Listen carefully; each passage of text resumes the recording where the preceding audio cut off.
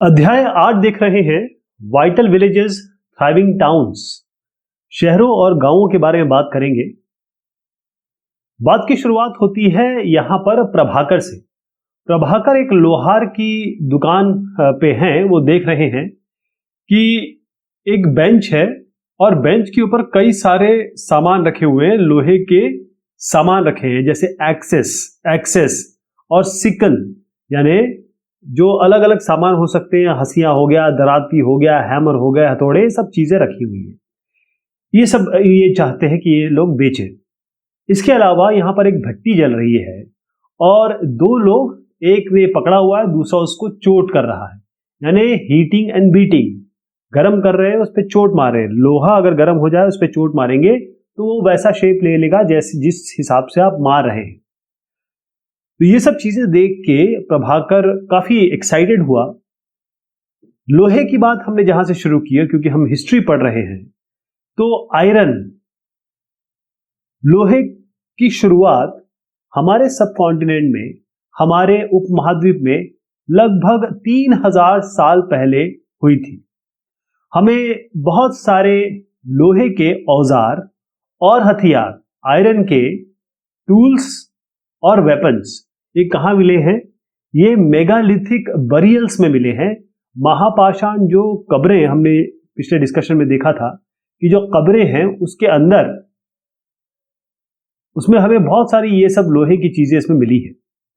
ये हमें एविडेंस बताती है, या कहें कि 2500 साल पहले हमें बकायदा एविडेंस है, हमारे पास साक्ष्य है कि एक्सेस आप देख रहे हैं, और इस एक्सेस का यूज होता था जंगलों को साफ करने के लिए, यानी क्लियरिंग जंगल कह लीजिए, क्लियरिंग फॉरेस्ट कह लीजिए। और जो आयरन प्लोशेयर है, आयरन प्लोशेयर का मतलब होता है कि जो हल होते हैं, इस तरीके से हल होते हैं ना, तो ये जमीन को इस तरीके से खोदते हुए चलते हैं ताकि जमीन तैयार हो जाए बीजे डालने के लिए। तो यहां पर इसका जो ये फॉल है, इस फॉल को, इसको बनाया गया लोहे से, ताकि ये जब लोहे से बनाया गया तो बहुत अच्छी पैदावार होने लगी, इंक्रीजिंग एग्रीकल्चर प्रोडक्शन होने लगा। इसके अलावा ये ध्यान रखें कि इस जमाने में जो किंग्स हैं, या फिर कहें किंगडम्स हैं, राजा और जो उनके राज्य हैं, वो तभी वैभवशाली हुए या तभी वो अमीर हो सकते थे यदि गांव वाले या गांव अमीर हो या गांव आगे प्रगति करे। इसमें बहुत सारी चीजें की गई, नए टूल, आपको जैसे मैंने पहले बताया था कि भाई एक तो लोहे की फॉल लगाई गई और दूसरा पैडी, चावल का ट्रांसप्लांटेशन शुरू हो गया। मतलब चावल की पौध पैदा की जाती थी और उसको फिर दूसरी जगह जाके लगाया जाता था, जिससे ज्यादा पैदावार होती थी। इसके अलावा एक और इंपॉर्टेंट चीज जमाने में हुई, वो है इरिगेशन। तो इरिगेशन में बहुत सारी तरीके से इसको आगे बढ़ाया गया कि कैनाल्स बनाए गए, नहरें बनाई गई, कुएं बनाए गए, वेल्स और टैंक्स बनाए गए, हौद, इस तरीके से आर्टिफिशियल लेक्स, मतलब एक ऐसा इलाका बना दिया गया और उसको बाकायदा बाढ़ कर दिया गया या कि सीमेंटेड कर दिया गया और जाके पानी यहाँ जमा हो जाए। इसके अलावा इस जमाने में जो लोहे की चीजें थी वो यहाँ आप देख रहे हैं, ये आप टोंग देख रहे हैं, पकड़ने की चीज है ना, यहाँ से हाथ से पकड़ेंगे तो यहाँ से कुछ चीज उठा सकते हैं। ऐसे सिकल हो गया, टोंग्स हो गए, टोंग्स किसी चीज को पकड़ने के लिए ताकि उस पर कोई चोट की जा सके। तो यहाँ पर एक चार्ट है, अब हम कोशिश करेंगे कि इसको भरा जाए। 1 से लेकर 9 तक है, इसमें 4 दिए, 1 2 3 4, तो भरा जाए। तो कैसे भरेंगे, थोड़ा मैं करीब ले जाता हूं आपको और फिर आप समझेंगे कि Kings need money for आर्मीज, palace, forts. अब राजा को पैसे चाहिए थे अपनी सेना के लिए, जगह के लिए, अपने जो आलीशान बंगले हैं या कहें कि फोर्ट्स हैं, यानी जो फोर्टिफिकेशन हो रखा था, किलेबंदी हो रखी थी, उसके लिए पैसा चाहिए। तो इस कारण से उन्होंने टैक्सेस या कर ज्यादा मांगना शुरू किया फार्मर से। तो हुआ क्या आगे, farmers have to increase production to pay taxes. अब अगर वो फार्मर से पैसे मांग रहे हैं तो फार्मर्स को, किसानों को जरूर अपनी प्रोडक्शन, अपना जो पैदावार है वो बढ़ानी पड़ेगी, क्योंकि उनको टैक्स देना है। तो तीसरे नंबर पे, जो तीसरा है वो तीसरे नंबर पे आ जाएगा। ठीक है जी। This is possible with irrigation, ये सिंचाई से पॉसिबल है। तो सिंचाई कैसे की होगी या क्या उसके लिए किया गया, तो यहां पर आप ये चौथा लाएंगे, Kings provide money and plan irrigation work, यानी कि उन्होंने सिंचाई के लिए पैसे दिए और व्यवस्था की। और छठवें में क्या आएगा, सातवां क्या है, प्रोडक्शन इंक्रीजेस। तो कैसे प्रोडक्शन इंक्रीज हुआ होगा, labour is provided by the people. तो यहां पर जो छठवां आएगा उसमें आप डालेंगे labour is provided by the people. तो ये 3 4, ये 3 हो गया, ये 5 हो गया, ये छठवें नंबर पे आ गया। उसके बाद प्रोडक्शन इंक्रीजेस मतलब पैदावार बढ़ गई, रेवेन्यू यानी कि जो पैसा प्रॉफिट है वो भी बढ़ गया। और 9 में आएगा farmers also benefit because crop production is more certain, मतलब अब फार्मर को भी फायदा हुआ क्योंकि अब पैदावार ज्यादा हो रही है और उनको टैक्स का उतना बोझ भी नहीं पड़ रहा है। तो इस तरीके से आप भरेंगे, क्लियर है। कौन कौन सा हो गया, ये है 3 5 और 6 और 9। अब बात आती है कि इन गांवों में रहते कौन लोग थे, तो इसको मैं 2 पार्ट में डिवाइड करूंगा। एक पार्ट हमारा होगा सदर्न इंडिया, साउथ इंडिया। अच्छा, ये सदर्न इंडिया का हमको जो पता चला है वो पता चला है संगम साहित्य से। संगम साहित्य की आगे बात होने वाली है, लेकिन मैं थोड़ा सा हिंट आपको दे दूं। होता रहा ये था कि साउथ इंडिया का जो एरिया है, जो हमारा पेनिनसुला रीजन है, साउथ इंडिया का रीजन, खासतौर पे जो तमिलनाडु और आसपास के इलाके हैं, मदुरई में सब जो गीतकार थे, पोएट थे, वो आपस में मिलते थे। तो उनका संगम होता था, जैसे नदियां नहीं है, ऐसे नदियां जाके एक संगम हो जाता है नदियों का, तो इसको संगम कहते हैं। यहाँ सब लोग आके मिलते थे, कवि सम्मेलन होता था, तो संगम होता था, तो आपस में बात जो थी वो या उनकी कविताएं लिखी जाती थी उस जमाने की। तो उसी संगम साहित्य से हमें बहुत सारी जानकारियां मिलती है। जैसे साउथ में क्या होता था, देखिए 3 तरीके के लोग होते थे, और नॉर्थ में भी इस तरीके से लोग होंगे। तो 3 तरीके के लोग होंगे, 1 2 3 तरीके के लोग होंगे। जो सबसे ऊंचा, जो पैसे वाला लैंड ओनर, जमींदार जिसे कहते हैं, इसको कहते थे वेलल्ला। ये आर आया है लेकिन इसको ऐसे बोलते नहीं है, इसको वेलल्ला बोलते हैं, वेलल्लार नहीं बोलते, वेलल्ला बोलते हैं इसको, ठीक है।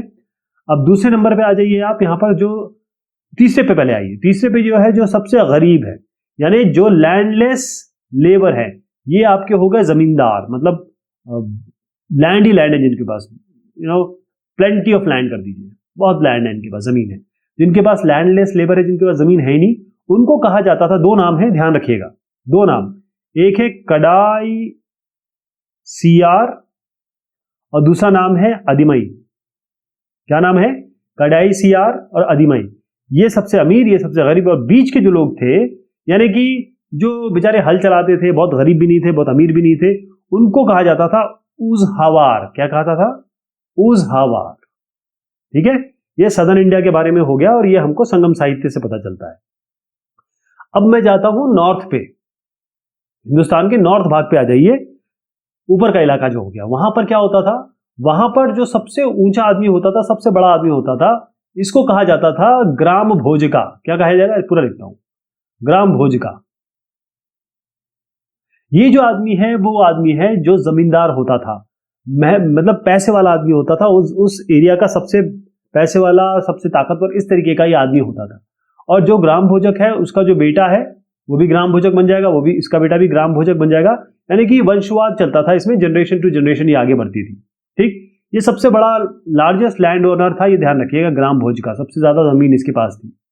तो होता ये था कि ये एक ही काम नहीं करता था, होता ये था कि ये इतना पावरफुल है, तो किंग क्या करता था, इसे बोलता था कि ठीक है, आप इतने पावरफुल हैं, इस इलाके में आपकी ये पूरी पैठ है, तो आप एक काम करिए, आप हमारा टैक्स भी कलेक्ट कर लिए, टैक्स कलेक्शन हो गया, कभी कभी आप पुलिस भी बन जाइए, कभी कभी आप जज भी बन जाइए, यानी सारे ही काम जो उस इलाके के होते थे वो ये ग्राम भोजक करता था, ठीक। तो जज की तरह भी काम करता था, पुलिसमैन की तरह भी काम करता था, और टैक्स कलेक्शन का काम तो खैर इसको मेन दे ही दिया था क्योंकि ये पावरफुल आदमी था, ठीक है। कलेक्ट टैक्सेस, ये थोड़ा सा ध्यान रखिएगा। अब इसके अलावा, ये पहला मैंने नॉर्थ में कहा सबसे ऊंचा ये हो गया। इसके बाद दूसरी श्रेणी के लोग कौन से आते थे, सेकंड लेवल बता रहा हूं, सेकंड लेवल के लोग जो आते थे उनको कहा जाता गृहपतिस। क्या कहा जाता था, गृहपतिस। और तीसरे लेवल के जो लोग थे उनको क्या कहा जाता था, इनको कहा जाता दास कर्मकारा। तो गृहपति जो हैं ये कौन होते थे, ये बीच के, जैसे हमने उजहार देखा ना साउथ इंडिया में, उसी तरीके के ये छोटे, जिनके पास, ये तो बड़े बड़े लैंड होते थे, जमीन थी, इनके पास छोटे छोटे लैंड होते थे, लेकिन ये गरीब नहीं होते थे, जमीन इनके पास होती थी। लेकिन जो दास कर्मकारा है, दास मतलब होता है किसी के गुलाम, और कर्मकार मतलब जो अपनी लेबर का काम करते हैं। तो इनके पास जमीन के नाम पे कुछ भी नहीं था, नो लैंड कर दीजिए इनके पास, लैंडलेस लेबर्स थे ये, राइट। तो क्या हो गया, फिर से मैं आपको बता देता हूँ, ये थोड़ा सा क्वेश्चन बार बार आता है इसीलिए। साउथ इंडिया में जो विलेजेस थे, उस यानी गांव थे, उसमें 3 तरीके के लोग रहते थे। सबसे अमीर वेलालार, सबसे गरीब कदाइसियार और आदिमई, और बीच के लोग जो है उजवार। जो नदन इंडिया है उसमें 3 तरीके के लोग होते थे। सबसे अमीर जो होते थे ग्राम भोज का, 3 सारे काम करते थे, टैक्स कलेक्शन हो गया, पुलिस का, जज का काम। सबसे गरीब होते थे दास कर्मकारा, जो बेचारे मेहनत करते थे, मेहनत कश करते थे।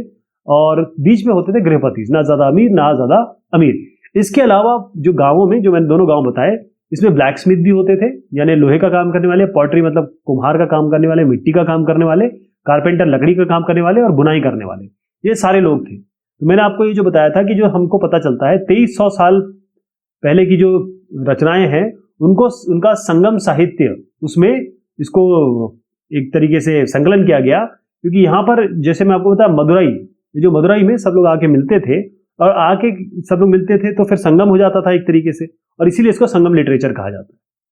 ओके, अब हम आते हैं शहरों पे। ये तमिल भाषा और संगम साहित्य का मैं चित्रण दिखाने की कोशिश की है। अब हम आ गए हैं सिटीज पे। देखिए, होता ये था, आपने जरूर अपने अपने नाना या नानी या दादा या दादी से कोई स्टोरी सुनी होगी कि नाना नानी मुझे स्टोरी सुना दो। तो आप छोटी सी स्टोरी सुनते हैं और स्टोरी सुनते सुनते सो जाते हैं, ऐसा हुआ होगा ना, यही बात है। तो ये जो उस जमाने में इन स्टोरीज, छोटी छोटी स्टोरीज को हम कहते थे जातक्स या जातकास। जातक जो होते थे, ये जो जातक हैं, ये छोटी छोटी स्टोरीज होती थी। ये जो वहां के ऑर्डिनरी लोग हैं ना, मान लीजिए गृहपति या दास कर्मकारा, इस तरीके के लोग, छोटे छोटे लोग जो थे, उन्होंने बनाई थी। और ये बना के बस बना ली इन्होंने। लेकिन फिर हमें पता कैसे चली कि ये जातक है कहा? तो इसमें क्या हुआ, जो बुद्धिस्ट मॉन्ग थे, यानी बौद्ध भिक्षुणी जो थे, भिक्षुणी जो थे, उन्होंने बकायदा इसको किताब फॉर्म में लिख दिया। जो भी जातक वो सुनते थे, जो भी स्टोरी होती थी, जो चल रही थी उस जमाने में या उस इलाके में, उसको इन्होंने लिख दिया, और उसके बाद हमें ये आज जातक के रूप में मिलती है। ये शॉर्ट स्टोरीज, एक बहुत छोटी सी स्टोरीज मैं आपको बताऊंगा, उससे आप समझ जाएंगे कि कैसी स्टोरीज हुआ करती थी उस जमाने में। देखिएगा आप, ये है क्लेवर पुअर मैन, एक गरीब आदमी है लेकिन समझदार आदमी है। होता यह है कि इस बेचारे के पास कुछ भी नहीं है, इसके पास केवल क्या है, डेड रैट है। इसके पास केवल मरे हुए चूहे हैं। अब क्या करेगा? तो ये क्या करता है कि एक होटल वाला आदमी है, उसके पास कैट है, उसको ये बेच देता है और कुछ पैसे कमा लेता है थोड़े बहुत। होता यह है कि एक पहला प्रोफेशन इसका ये हो गया। दूसरा क्या होता है कि यहां पर ये देखता है कि जो राजा है, किंग का जो गार्डन है, उसमें बहुत सारी आंधी चली, तो टहनियां, लकड़ियां और पत्ते ये जमा हो गए। तो वहां पर जो उनका गार्डनर था यानी माली है, वो काम कर रहा है। तो ये कहता है कि ठीक है, ऐसा करिए, मैं साफ कर देता हूं इसको, आप वो बदले में मुझे लकड़ियां दे देना। तो ये कहता है माली ठीक है, बिल्कुल साफ कर दो। अब यहां कुछ बच्चे खेल रहे थे। ये क्या करता है, सब बच्चों को बोलता है बेटा फटाफट ये टहनियां जमा कर लो, मैं आपको मिठाई दूंगा। तो ये बच्चे सारी टहनियां जो है वो इकट्ठे कर लेते हैं, ऐसे इकट्ठे कर लेते हैं। तभी जो है राजा का जो एक कहें कि मुलाजिम है, कुम्हार कह सकते हैं उसको, कुम्हार, ये जो है फ्यूल के लिए, ईंधन के लिए, उस जमाने में तो लकड़ी फ्यूल हुआ करती थी, लकड़ी ईंधन हुआ करती थी, तो फ्यूल के लिए वो घूम रहा होता है। तो ये क्या करता है, ये जो बंदा है, इसको ये लकड़ियां बेच देता है, तो ये इसको और थोड़े पैसे मिल जाते हैं। इस पैसे से ये क्या करता है, ये आगे बढ़ता है और वहां देखता है कि करीबन यहां से वो क्या करता है कि कुछ पानी ले लेता है, वाटर खरीद लेता है या वाटर ले लेता है। अब यहां पर क्या है, करीबन 500 घास काटने वाले लोग यहां पर होते हैं। तो इन सबको वो पानी पिला देता है, एक एक करके सबको पानी पिला देता है। अब ये जो पानी पिलाते हैं, ये कहते हैं कि ठीक है यार, हम ना आपके लिए कुछ करेंगे, जरूर कुछ करेंगे। तो ये कहता है एक मिनट रुक जाओ, अभी मत करो मेरे लिए, आप जब मैं बोलूंगा तब करेंगे। अब होता यह है कि थोड़ा समय का इंतजार करता हुआ फिर क्या होता है कि एक घोड़े का डीलर, हॉर्स डीलर, ये आता है और बहुत सारे उसके पास घोड़े होते हैं, लेकिन उसको कहीं भी घास नहीं मिलती। क्योंकि जैसे ये आ रहा होता है तो ये बंदा जो है इनके पास आता है, कहता है कि ऐसा है, आप सब एक एक घास के जो गट्ठर है वो मुझे दे दो, मतलब 500 घास के गट्टर ये ले लेता है और कहता है कि जब तक मेरे ना बिक जाए आप लोग नहीं बेचोगे। तो जब ये हॉर्स ट्रेडर आता है यानी घोड़े वाले आता है और वो घास खरीदने की कोशिश करता है, उसको घास मिलती नहीं क्योंकि ये लोग नहीं दे रहे होते। तो ये जो इसने 500 घास खरीदी थी, 500 घास के गट्टर, वो इनको बेचता है और इससे उसे 1000 सिक्के मिलते हैं, कॉइन्स।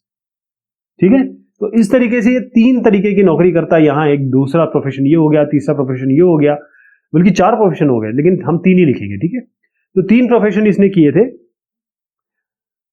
ये है जातक, ये है छोटी स्टोरी, राइट। तो हुआ ये कि ये सारी जो चीजें हैं इसमें क्राफ्ट पर्सन, स्कल्प्टर जो थे उन्होंने बहुत अच्छी अच्छी चीजें बनाई। गांव के लोगों का चित्रण किया, जो फॉरेस्ट में रहते थे उनका चित्रण किया, और उन्होंने ना ऐसे कुछ रेलिंग बनाई। देखिएगा, ये चित्रण बता रहा हूं मैं आपको, ये स्कल्पचर है और ये जो चीज है यहां पर एक तरीके से आप समझ लीजिए कि ये सांची का चित्रण है, ये सांची के स्तूप का, मध्य प्रदेश में। और यहां पर देखिए किस तरीके से उन्होंने ये वॉल बनाई है, मतलब एक घेराबंदी की है, रेलिंग्स बनाई है। ये देखिए रेलिंग देख रहे हैं आप, ये रेलिंग बनाई है, वॉल्स बनाई है। तो इस तरीके की वहां पर उस जमाने में स्कल्पचर हुआ करते थे। अब 2500 साल पहले की अगर हम बात कर रहे हैं तो आपको याद होगा कि बहुत सारे शहर जो थे महाजनपद बन गए थे, बहुत बड़े स्ट्रॉन्ग सिटीज बन गए थे। ये जो महाजनपद थे उनकी जो कैपिटल्स थी, मतलब जो राजधानी है, कैपिटल्स जो है, उनकी किलाबंदी की गई थी, मतलब उनके पूरे किला फोर्टिफाई कर दिया गया था। अब ये जो फोर्टिफाई किया गया था, इसके अलावा हमें और क्या चीज मिलती है? जो आर्कियोलॉजिस्ट है उन्होंने यहां पर देखिए, ये आप देख रहे हैं, इसको कहते हैं वलयकूप, यानी इस तरीके से रिंग की तरह, सिरामिक रिंग, मतलब सिरामिक का बना हुआ इस तरीके से रिंग है ऊपर से नीचे की तरफ, इसको बोलते हैं well rings, ring wells. Hindi में इसको बोलते हैं वलयकूप। तो ये हमको कहां मिला है? ये कई जगह पे मिला है। अब यहां पर अगर मैं आपको दिखाऊं तो यहां पर बताया गया है, ये हमको दिल्ली में मिला है। ये दिल्ली का एक चित्रण है। और ये वलयकूप जो यूज होता था वो किसके लिए यूज होता था? ये होता था टॉयलेट्स की तरह, कुछ है नहीं इसमें, बस पानी आता था, पानी आना और जाने की तरह इसमें काम करता था। तो टॉयलेट की तरह यूज होता था ये, मतलब ये टॉयलेट में यूज होता था। ड्रेन्स की तरह जब आप नहा लेते हैं तो आपका पानी कहाँ जाता है? ड्रेन्स में जाता है। वो इसी ड्रेन्स की बात मैं कर रहा हूं। और गार्बेज डंप्स, मतलब गंदगी जो है या जो चीज गंदगी है वो इसमें हम डाल देते थे उस जमाने में। अब इसके अलावा जो लोग थे, ऑर्डिनरी लोग थे, उनके घर तो बचे नहीं। ऑर्डिनरी लोगों के, या कहें ऑर्डिनरी होम्स, ये बचे नहीं। आज के ज़माने में हम नहीं देख पाते क्योंकि उस ज़माने में वो बनाए गए थे लकड़ियों से, मिट्टी से, या फिर घास फूस से, इसीलिए वो बचे नहीं, ऑर्डिनरी होम्स बचे नहीं। अब एक चित्रण मैं आपको दिखाऊंगा, बहुत आपको अच्छा लगेगा देख के कि उस ज़माने में क्या हुआ करता था। देखिए, मैं बात कर रहा हूं बेरी गाजा की, और बेरी गाजा कुछ नहीं है, भड़ूच है। भड़ूच, जो नाम है ये बेचारे बोल नहीं पाते थे। ये ग्रीक वाले, जो ग्रीक यूनानी लोग हैं, ग्रीस के लोग हैं, वो नहीं बोल पाते थे, इसलिए उसका नाम बेरी गाजा रख दिया। देखिए हुआ क्या, यहां से इस जगह से, यहां मान लीजिए आपका जो अरब है उसके आगे ग्रीस है, तो वो अपनी नहर से यहां पर आते थे कई जगह, यहां पर इधर जगह सब जगह वो अपने व्यापार करते थे। और फिर हिंदुस्तान में वो जो लेफ्ट तट है, यानी कि कहें हम वेस्ट कोस्ट हमारा है, ये north south east west coast की तरफ से आते थे। वेस्ट कोस्ट की तरफ से जब ये आते थे तो यहां पर देखिएगा, ये जो है गुजरात के नीचे वाला इलाका है, इसको कहते हैं खंबात की खाड़ी। क्या कहते हैं? खंबात की खाड़ी। अब देखिए थोड़ा सा मैंने इसको बड़ा किया है, ये इसका केवल बड़ा रूप है, इसका बड़ा रूप यहां पर है। ये खंबात की खाड़ी है।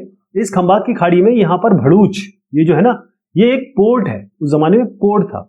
लेकिन जो शिप या फिर जो भी नौकाएं यहां पर आती थी, उस जमाने में कोई नेविगेशन या फिर मेरीन साइंस इतना आगे बढ़ तो बढ़ा नहीं था कि भाई आराम से जाके इसको यहां पर खड़ा कर दिया जाए। तो यहां लाना या आना बहुत मुश्किल था। तो यहाँ के जो राजा लोग थे क्या करते थे, जो कि यहाँ के कुशल नाविक थे, उनको भेजा करते थे और फिर यहाँ से नाव वो लेके आया करते थे। इसीलिए आज जो मैरीन पायलट्स होते हैं ना, आपके कांडला पोर्ट ट्रस्ट में, मैंगलोर पोर्ट ट्रस्ट में जो मरीन पायलट है, उनका काम यही होता है, यहाँ से शिप जब तक आ गया, विदेशी शिप, उसको लेके यहाँ तक आ जाए, क्योंकि इनको तो पता नहीं इस बारे में। तो ये भड़ूच की बात है, यही जो भड़ूच है वो बेरी गाजा है। तो ये सारी बात हो रही है ग्रीक यानी यूनान और हिंदुस्तान के किसमें? व्यापार के बारे में बात हो रही है। ठीक है, ध्यान रहेगा, बेरी गाजा ध्यान रहेगा, ये इस इलाके की बात मैं कर रहा हूँ, बेरी गाजा। और ये सब कॉइन्स वगैरह सब मिले हैं। तो अब ये इसे कहते हैं गल्फ ऑफ बेरी गाजा, इसको कहते हैं गल्फ ऑफ बेरी गाजा। यहां से बताता हूं, यानी भड़ूच, खंबात की खाड़ी। तो ये जो आपने बिल्कुल संकरी सी एक खाड़ी देखी ना, ये बहुत जगह यहाँ पर बड़ा मुश्किल था आना और नेविगेट करना। तो यहाँ पर जो लोकल फिशरमैन होते थे वो यहाँ पर किंग्स जो थे, राजा, उनको भेजते थे। और जो बेरीगाजा में बहुत सारी चीज़ें इंपोर्ट की जाती थी, मंगाई जाती थी, जैसे शराब हो गई और copper, tin, lead, coral, topaz, cloth, gold और सिल्वर कॉइन्स। और जो भेजी जाती थी हिंदुस्तान से यूनान की तरफ, उसमें बहुत सारे प्लांट्स थे जो हिमालय के थे, और आइवरी, ये सब आइवरी जो हाथी दांत होते हैं वो है, अगाटे, कार्नेलियन, कॉटन, सिल्क, परफ्यूम, ये सब चीज़ें, और ब्यूटीफुल वुमेन वगैरह भी आती जाती थी, सुंदर महिलाएं। अब यहाँ पर हमने देखा कि भाई कॉइन्स हमें कई जगह मिले हैं। कॉइन्स जो है वो ये पंच्ड मार्क कॉइन कहलाते हैं। क्या होता था कि एक ये पूरी शीट लेते थे ये लोग, और उसमें क्या है, इस तरीके से गोल गोल गोल गोल काट देते थे शीट, या फिर स्क्वायर काट देते थे, या रेक्टेंगल काट देते थे। तो इन्होंने हमें बहुत सारे ऐसे कॉइन मिले हैं, करीबन 500 ऐसे हमें कॉइन मिले हैं, जिसे हम पंच्ड कॉइन कहते हैं। पंच का मतलब होता है कि आप ये गोल सा लीजिए और इसके ऊपर इस तरीके से पंचिंग कर दीजिए, इसमें पंच ठोकिए, मारिए, पीटिए, पंच करिए। तो इस तरीके से कॉइन मिले उस जमाने में चला करते थे। तो जो सिटीज थी उनके बहुत सारे काम थे, मतलब एक सिटी एक चीज नहीं होती थी, वहां बहुत सारी चीजें होती थी। जैसे मैं आपको एग्जांपल देता हूं मथुरा का। अब मथुरा की कुछ इंपॉर्टेंस है, देखिएगा। ये जो मथुरा है ये दिल्ली से करीब है, करीबन 2 घंटे का रास्ता है। उसके जस्ट बाद आगरा आता है। आगरा बहुत फेमस है ताजमहल के लिए। मथुरा से आप मुंबई जा सकते हैं, मथुरा से आप जा सकते हैं दिल्ली, मथुरा से आप बहुत सारे इलाकों में जा सकते हैं। तो ये इसको हम कहते हैं इंटरसेक्शन या क्रॉस रोड। मथुरा ये है ना, मथुरा एक क्रॉस रोड है। तो मथुरा जो है ये बहुत इंपॉर्टेंट सेटलमेंट बना 2500 साल पहले की मैं बात कर रहा हूं, क्योंकि ये क्रॉस रोड पे था। देखिएगा ये क्रॉस रोड शब्द बिल्कुल क्लियर कहा गया है। क्रॉस रोड था, चाहे लोग आ रहे हो, जा रहे हो, चाहे वो ट्रेड कर रहे हो या ट्रैवल कर रहे हो, किसी भी चीज के लिए नॉर्थ और साउथ के एक तरीके से कॉरिडोर का मतलब इंटरमीडिएट का काम करता था उस जमाने में। और इसके अलावा यहाँ पर हमको बहुत सारे, ये पूरी जो सिटी है वो पूरी फोर्टिफाइड थी, यानी कि इसका किलेबंदी हो रखी थी। यहाँ बहुत सारे हमें टेम्पल मिले हैं, और यहाँ मथुरा बहुत सारे स्कल्पचर, बहुत फाइन स्कल्पचर का यहाँ पर लैंड रहा है। तो 2000 साल पहले की अगर मैं बात बताऊं, तो जो कुशाणास हैं उनकी सेकंड कैपिटल थी, सेकंड राजधानी, सेकंड कैपिटल कुशाणास की क्या थी? मथुरा। ध्यान रहेगा। तो यहाँ पर बुद्धिस्ट मोनेस्ट्री भी है, यहाँ पर जैन श्राइन्स भी है, तो जैन मंदिर भी है, और सबसे बड़ी बात कृष्णा, लॉर्ड कृष्णा, गोवर्धन पूजा होती है, और बहुत सारी चीज कृष्ण से रिलेटेड माना जाता है कि कृष्ण जितनी भी स्टोरीज उसमें ये जरूर आता है, यानी मथुरा जरूर आता है। तो ये सारी चीजें यहाँ पर हमको मिली है बहुत। इसके अलावा कुछ इंस्क्रिप्शंस मिले हैं। अच्छा, ये जानकारी कहाँ से मिल गई? इंस्क्रिप्शन से मिली। ये देखिए एक इंस्क्रिप्शन है, ये है लाकुलिसा मथुरा पिलर इंस्क्रिप्शन। मतलब ये पत्थर पे या मेटल पे लिखवाया गया था, और ये बताया गया था कि जो लोग मंदिर आते थे वो बहुत पैसा दान करते थे। तो ये जो दान करते थे उसमें कई लोग थे, गोल्डस्मिथ थे, यानी लोहार थे, सोनार थे, वीवर्स थे, बास्केट मेकर्स जो बास्केट बनाते हैं, गार्लैंड, माला बनाने वाले, इत्र बनाने वाले, उन सब का नाम इसमें दर्ज है। उस जमाने में जो क्राफ्ट और क्राफ्ट बनाने वाले लोग थे, तो जो आर्कियोलॉजिकल एविडेंस हमको मिलता है क्राफ्ट का, यानी हस्तशिल्प का, इसमें एक बहुत बढ़िया, बहुत क्लासिक पॉटरी, यानी कि मिट्टी के बर्तन बनाने की, मिट्टी का बर्तन हमें मिला है। उसको हम कहते हैं NBPW। देखिए, नर्दर्न ब्लैक पॉलिश्ड वेयर, ध्यान रहेगा, नर्दर्न ब्लैक पॉलिश्ड वेयर। अब ये क्योंकि नर्दर्न क्यों रखा? क्योंकि नॉर्थ पार्ट हिंदुस्तान के या हमारे सब कॉन्टिनेंट के नर्दर्न पार्ट में मिला है, इसलिए इसको हम NBPW कहते हैं। इसके अलावा हमें एग्जाम्पल मिले हैं क्लॉथ के, मतलब कपड़ों का भी काम होता था। अब कपड़ों का काम मैं दिखा देता हूं कहाँ कहाँ होता था। 2 जगह फेमस थी, एक है बनारस, एक है मदुरई। एक है बनारस, एक है मदुरई। यहाँ देखिएगा, ये बताया गया यहाँ पर, बनारस नॉर्थ में, मदुरई साउथ में। ये 2 कपड़े के बहुत बड़े, बहुत इंपॉर्टेंट वो थे, मतलब पॉइंट्स थे। इसके अलावा क्या हुआ, जो क्राफ्ट पर्सन्स हैं, मतलब जो हस्तशिल्प करते हैं, ये कलाकार लोग हैं, और जो व्यापारी हैं, मर्चेंट्स, ट्रेडिंग जो करते हैं, खरीदते बेचते हैं, तो इन दोनों ने क्या किया कि अपनी अपनी एक श्रेणी बनाई। इन्होंने भी श्रेणी बनाई। आपको पता है, जैसे अभी एक यूनियन ट्रेड यूनियन होती है, या कोई एसोसिएशन होता है, बांग्ला एसोसिएशन हो गया, ऐसे करके लोगों ने ग्रुप बना रखे हैं, है ना। तो ये जो ग्रुप थे, इसी तरीके से जो हस्तशिल्प करने वाले, उन्होंने श्रेणी बना ली। श्रेणी का मतलब नहीं है कुछ भी, इन्होंने अपने अपने ग्रुप बना लिए, इसमें यही लोग थे। इसमें सारे जो होंगे वो क्राफ्ट पर्सन होंगे, इसमें सारे जो होंगे वो मर्चेंट्स होंगे। तो यही काम था। श्रेणी मतलब एक ग्रुप। तो श्रेणी जो बनाई जो क्राफ्ट पर्सन वालों की थी, वो क्या होता है, जो क्राफ्ट अगर आपको सीखना है तो क्राफ्ट अगर आपको जानना है तो सीखना पड़ेगा, और उसको इसके लिए रॉ मटेरियल चाहिए, कच्चा माल चाहिए, और फिर जो प्रोडक्ट बना लोगे फिर उसको बेचना भी पड़ेगा। ये सारे काम, तो जो ट्रेनिंग हो गई, ये रॉ मटेरियल, कच्चा माल और फिनिश प्रोडक्ट को बेचना, ये सारे काम इस श्रेणी, ये वाली श्रेणी वाले करते थे, क्राफ्ट पर्सन वाले। और जो मर्चेंट्स थे वो क्या करते थे, वो एक तरीके से पैसा लेते थे, उस पर इंटरेस्ट देते थे। बहुत सारे काम जो मर्चेंटिंग में मर्चेंडाइजिंग में होते हैं, वो सारे काम ये करते थे। अभी मैं आपको ले जाना चाह रहा हूं आरिकामेडु। आरिकामेडु यहां पर देखिएगा, ये जो है ये पुदुचेरी का सदर्न पार्ट है। पुदुचेरी जो आज पौंडीचेरी जो पहले कहा जाता था, पुदुचेरी का ये एक पार्ट है, या कहें कि एक पोर्ट है आरिकामेडु। एक जमाने में, मैं फिर से समझा दूं आपको, आरिकामेडु की बात कर रहा हूं मैं, पुदुचेरी। तो हमको जो साक्ष्य मिले हैं 2200 साल पहले से 1900 साल पहले तक, ये जो आरिकामेडु था ये एक पोर्ट था। क्या था? पोर्ट। जहाज रुकते थे यहां पर आके, तो यहां पर सामान आके उतरता था। हमें कैसे पता है कि ये देखिएगा, ये एक बहुत बड़ा हमें यहां पर वेयर हाउस मिला है। वेयर हाउस का मतलब होता है गोदाम, बहुत बड़ा गोदाम मिला है इस जगह पे। इसके अलावा हमें जो मेडिटेरियन यानी भूमध्य सागरीय जगह की बहुत सारे चीजें मिले हैं, जैसे एम्फोरे मिली है, और जिसमें बहुत सारी चीजें रखी जाती है, जैसे पानी भी रख दीजिए, तेल रख दीजिए। और एक हमें रेड ग्लेज्ड पॉटरी मतलब स्टैम्प्ड रेड ग्लेज्ड पॉटरी मिली है, जिसको यहां पर कहा जा रहा है आयरेंटाइन वेयर, मतलब मिट्टी का बर्तन है। इसको ज्यादा गंभीरता से मत समझिएगा, बस ये समझिए मिट्टी का बर्तन मिला, आयरेंटाइन नाम है। और आयरेंटाइन नाम कहां है? आयरेंटाइन एक शहर का नाम है इटली में, ठीक है जी। इटली के पास एक शहर है, वो आयरेंटाइन है। इसका मतलब क्लियर हो गया कि ये जो बात हो रही है, ये हम इटली की बात कर रहे हैं, या कहें रोम की बात कर रहे हैं। तो यहां पर जो भी आरिकामेडु में जो भी व्यापार होता था, कहां से होता था? रोम से होता था, इटली से होता था। तो यहां पर हमको रोमन लैंप मिले हैं, हमको यहाँ ग्लासवेयर मिले, मतलब ग्लास की चीजें मिले हैं, बहुत सारी चीजें रोमन हमें यहाँ पर मिली है। आरिकामेडु, पौंडीचेरी, रोम, बस इतनी चीज याद रखिएगा। इसके अलावा हमारे पास छोटी छोटी टैंक मिले हैं जो डाइंग होती थी, जिसमें कपड़े की रंगाई वगैरह होती थी। और बहुत सारे ऐसे एविडेंसेस भी मिले हैं, जैसे कुछ पत्थर हैं जो महंगे, थोड़े ज्यादा नहीं, मतलब हल्के महंगे पत्थर और ग्लास, ये सब हमको रोम की चीजें हमें यहाँ मिलती है, राइट। इससे हमें पता चला कि आरिकामेडु में पोर्ट था, वहां पर रोम वाले आके आयात निर्यात करते थे, क्योंकि हमें वहां वेयर हाउस भी मिला है।